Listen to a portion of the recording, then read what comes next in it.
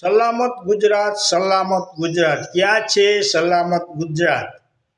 હમણાં કાગડા પીઠમાં એક બુટલેગરે પોલીસ કર્મી ઉપર હુમલો કર્યો.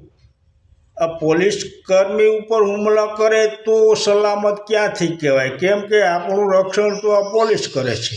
તો જો આ પોલીસ પર જ હુમલો થતો હોય તો સલામત ગુજરાત કઈ રીતે કહેવું? અને આ બુટલેગર પોલીસકર્મી ઉપર હુમલો કેમ કરે છે? કેમ કે તેની ઉપર કોઈ આકાનો હાથ હોય, નહીંતર બુટલેગર આવી હિંમત કરી શકે નહીં. તો ક્યાં છે સલામત ગુજરાત? અને ગુજરાતમાં દર 30 દિવસે 25 યુવતીઓ પર દુષ્કર્મ થાય છે.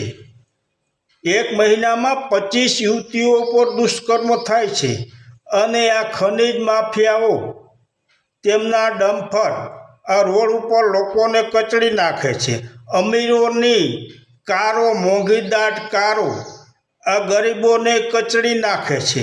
તો ક્યાં છે સાહેબ આ સલામત ગુજરાત? આપણે ખાલી વાતો જ કરવી છે કે સલામત ગુજરાત, સલામત ગુજરાત.